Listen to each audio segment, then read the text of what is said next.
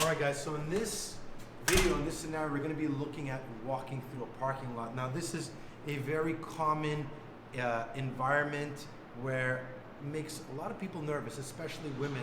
I get this often. It's like, Nick, when I walk to my car, I'm scared at night. What do I do? And if you're living in a big building, this is what it looks like, right? Like you're on the last floor, there's cars parked. So let's look at a few things that you could do. The first thing is, if you're going to your car, the first thing you want to do is make sure you have your keys in your hands. Avoid having them in your purse. That means the instant I get here, I have my keys in my hands. The second thing I want to do is, again, take a few seconds and scan my environment. Right now, if you turn around, you could just turn around and show the camera. This is what it looks like, right? So this is my view right now. There's not much I can see from here, actually. Now, my car is on the side, right? So if I was walking here right now, the way I'm walking is with my head up. I just heard somebody talking, a door slam. So right away I picked that up, right? So as I'm walking over here, you see these angles? These are angles that are easy where you can get attacked because you can't see, right? So as I'm walking here, my car's over there. I look around. I'm hearing people over there. I'm going straight into my car. I'm looking around at the same time. I get to the car. As soon as I get into the car, I go inside right away, boom, on. From the moment you get out of, from the moment you walk into the garage, the moment you get in your car, right now, I'm in code red. That means as I'm filming, I'm listening to the fan. I can hear the people talking and doing something. There's another guy standing. Something just clicked over there. I think a door just opened.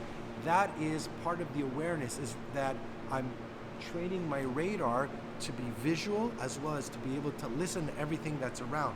Because the idea is that you want to work your awareness so you're able to be proactive, that if somebody were to get close to you, try to close the distance, I'm already ready to either strike him or to run, depending on the situation.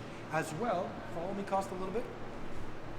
As well, when I'm walking here, right, I'm keeping my vision everywhere around. I'm also careful that all these angles, so when you're walking by an angle, don't walk here, walk in the center, because by walking in the center, it's harder for anybody to try to ambush you off the side. I used to do this when I used to work in nightclubs, when I used to finish late at 3, 4 in the morning, and I used to walk through the street. There was a few lanes. I used to make sure not to walk close to the lane, that if somebody wanted to pull out a gun or try to grab me off the side, it would be a lot harder, because if I'm here and he has a gun or he decides to attack me, it's easier. However, if I'm in the middle here and I'm walking this way, if somebody's here, I'll be able to do this, right? So again, you want to work your awareness. As I'm walking, I'm keeping my vision almost, obviously 180 over here, but also 360. I'm opening my radar.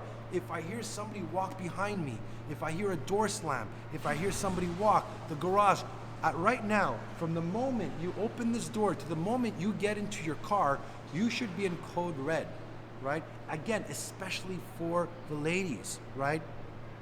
So avoid getting to the car, looking for your keys, opening your purse, getting on your phone. This is probably one moment that could be dangerous. Again, it's all about vulnerability. It's all about your awareness. Follow me, Costa.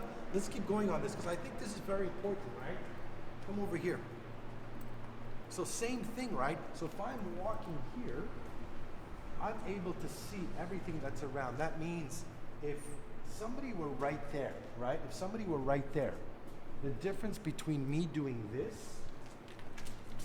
and getting attacked versus me being here, that if I saw the person, I'd be able to run, or it becomes harder for him to attack me. Again, is a lot of that. When we talk about, people ask me, Nick, how do I defend myself against an ambush? How do I defend myself from being attacked? Again, awareness. These little tips will make it harder for you to be ambushed, and will give you a few more seconds to either escape or be able to attack.